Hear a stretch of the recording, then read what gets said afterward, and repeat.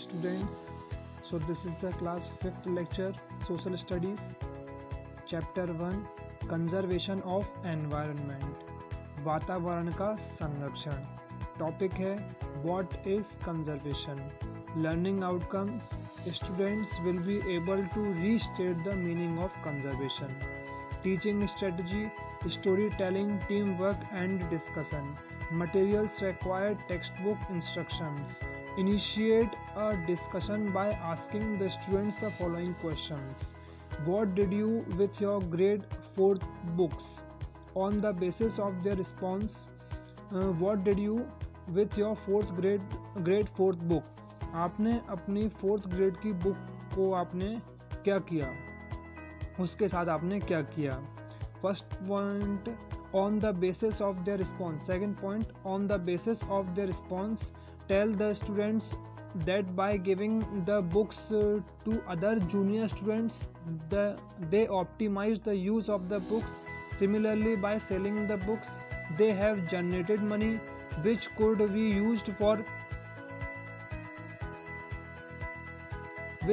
used for buying books and other things. The sold books on the other hand could either be recycled or could be given away to other students. By making optimum utilization of old books they have conserved the books.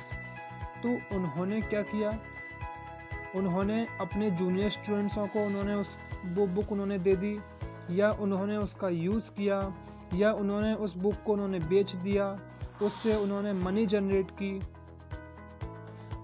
और क्या use किया, उन्होंने books को बेच दिया, क्या उन्होंने किसी और चीज़ के लिए उसको बेच दिया, सोल्ड कर दिया उसको, दूसरों को अपने एल्डर ब्रदर्स या उनसे छोटे भाई बहनों को उनको बेच दिया, उनको दे दिया, उसको रिसाइकल के लिए कर दिया. So other hands, so by making optimum utilisation, कुछ ना कुछ अपनी पुरानी बुक्सों को उन्होंने यूटिलाइज किया. They have conserved the books, उन्होंने अपने बुक का कंजर्व्ड किया. Give more example, like they should use their eraser to the last and should use their pencil until they get exhausted. इसमें कहा गया है कुछ more examples देने हैं जिससे कि अपन इरेजर को लास्ट तक यूज़ करें और पेंसिल को लास्ट तक यूज़ करें, जिससे हमारा एनवायरनमेंट का कंजर्व होता रहे, हर चीज़ का प्रॉपर यूज़ होता रहे. Now relating the stationery with natural resources. अब ये रिलेट करता है, ये अभी जो आपने सेकंड पॉइंट देखा, ये रिलेट करता है स्टेशनरी से और विथ नेचुरल रिसोर्सेज से. Telling them that some of the important resources, ये बहुत इंपॉर्टेंट रिसोर्सेज है, are limited in nature. Nature से हमें जो भी रिसोर्सेस मिलते हैं वो बहुत लिमिटेड हैं. And we need to optimise the use of those resources by conserving them, और हम उनका कहीं ज़्यादा यूज़ करते हैं, so that the future generation does not run out of those resources. So future generation है, आने वाली पीढ़ी है, वो रन नहीं कर पाएगी इन रिसोर्सेज से.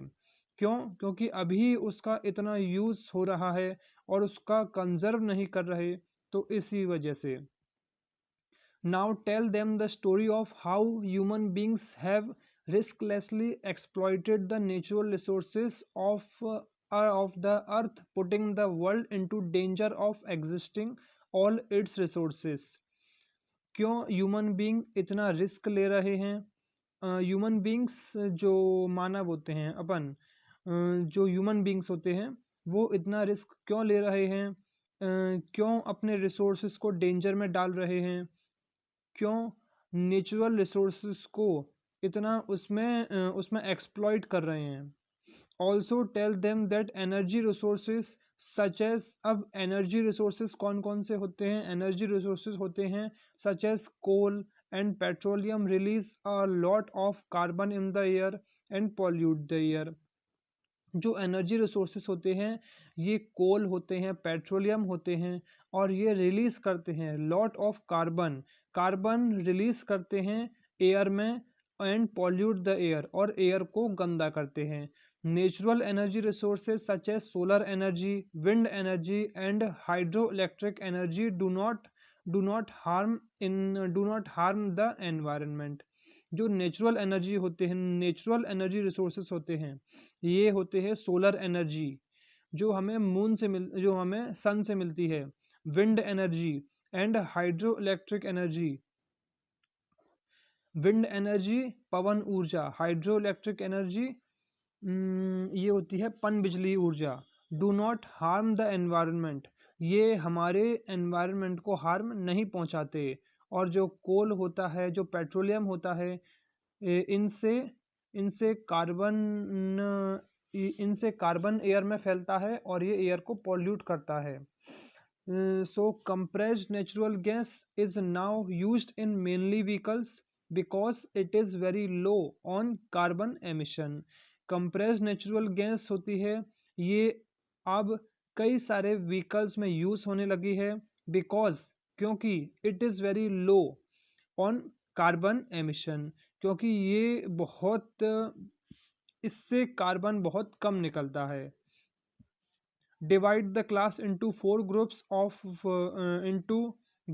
four. Each group has to come up with ways to conserve their immediate resources like their stationery, clothes, and toys. Each group will a presentation one by one. Appreciate them for their active participation. अब topic है controlling pollution. हम अपने pollution को कैसे control करेंगे। Learning outcomes, students will be able to restate the meanings of biodegradable and non-biodegradable waste and define recycle. Recycle बताना है और biodegradable क्या होते हैं, non-biodegradable waste क्या होता है। Material required a slice of a apple, a plastic straw, text book and a cup. इसमें आपको मटेरियल रिक्वायर्ड आपको लेना है, मटेरियल लेना है एक स्लाइस ऑफ एप्पल, एक एप्पल का स्लाइस, एक छोटा सा पीस, अ प्लास्टिक स्ट्रॉ, एक text book and a cup. So instructions, do the following activities in the classrooms. Bring the soil field earthen pot in the classroom. Soil field करने के लिए एक पॉट रखना है क्लास में। Put the pot on the table, उस pot को अपने टेबल पे रखेंगे। Now show the slice of a pencil to the students, bury it half into the soil. So the plastic straw, bury it half into the soil. आपने देखा होगा जब हम एक एप्पल के स्लाइस को काटते हैं और कुछ समय के लिए उसको रखा रहने देते हैं तो कुछ समय बाद उसका रंग चेंज हो जाता है। और जो प्लास्टिक का जो स्ट्रॉ होता है उसको अगर रखा रहने दें तो उसका रंग, उसका कलर चेंज नहीं होता। सो सेकंड पॉइंट है, ask the students to observe both the apple and the plastic straw carefully. दोनों को ऑब्जर्व करना है। After a few minutes they will see that the colour of the apple have started to change. कुछ समय बाद apple का colour change होने लगेगा। While the plastic straw is the same, और जो प्लास्टिक स्ट्रॉ रहेगा वो सेम रहेगा। क्यों? क्योंकि एप्पल हमें नेचुरल मिला है और प्लास्टिक स्ट्रॉ है वो हमें नेचुरल नहीं मिला है। So, driving for the experiment, tell the students the meaning of biodegradable and non-biodegradable waste. Now ask the students to see page 327 of the textbook and identify the biodegradable and non-biodegradable waste in the picture given. आपकी book में page number 327 पर आपकी text book में आपको ये बताना है कि बायोडिग्रेडेबल वेस्ट क्या होता है और नॉन बायोडिग्रेडेबल वेस्ट क्या होता है। Okay, and pictures given and write down the names of their notebook. उसमें नोटबुक में आपको लिखना है। Encourage them reduce the use non biodegradable items. Thereafter tell the harmful effects of biodegradable waste on the environment.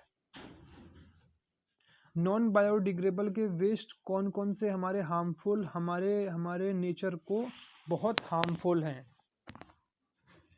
Now ask the students Now tell the students that non-biodegradable things like aluminum cans. अब non biodegradable things कौन कौन सी होती हैं, जैसे like aluminium can, glasses, bottle, plastic products, metal scraps and plastic bottles are commonly reused in our homes. जो हम अपने घर पर प्लास्टिक की बोतलें यूज़ करते हैं, एलुमिनियम कैन्स, ग्लास बोटल्स, जो भी प्लास्टिक के प्रोडक्ट हैं, ये सारे नॉन बायोडिग्रेडेबल वेस्ट के अंतर्गत ये इसके अंदर आते हैं। जो भी प्लास्टिक प्रोडक्ट्स होते हैं, मेटल प्रोडक्ट्स होते हैं, और बायोडिग्रेडेबल प्रोडक्ट्स जो हमें नेचुरली हमें मिलते हैं। To make the students understand the concept of recycling, तो इसमें आप समझे होंगे रिसाइकलिंग का कॉन्सेप्ट क्या होता है। Take out the cup and ask the students to tell what is it used for, have them say for drinking tea और coffee. Now tell them that if this cup gets a small crack, would you throw it away or refuse or reuse it for something else? Tell them that instead of throwing that cup away, you can use it as a pen holder. Taking cup as an example, tell the students that this is what recycling is. It is the process of collecting and converting waste material that would otherwise be thrown away as a trash into new products. जैसे हमारे घर में जो भी tea coffee पीने के लिए जो कप होता है, जब वो उसमें छोटा सा भी उसमें क्रैक आता है या वो टूट जाता है, तो उसको फेंकते नहीं हैं, उसको उसको रख लेते हैं उसको घर में एज अ पेन होल्डर। उसके अंदर ना पेन रखने के लिए उसका यूज़ करना चाहिए, उसको रिसाइकल करना चाहिए, ना कि उसको फेंकना चाहिए।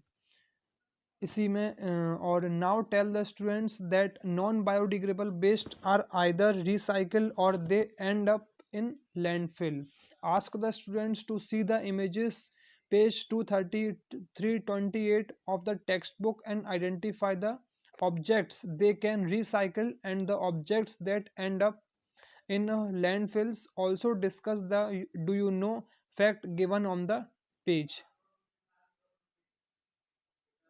Thereafter, tell the students to make a list of biodegradable and non-biodegradable and recycle items that they consumed in their houses. They can complete the task at home also.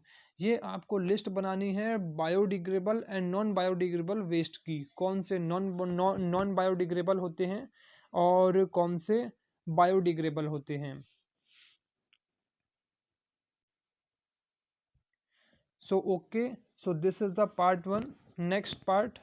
Next part में आपको इसके आगे का discuss किया जाएगा। Thank you.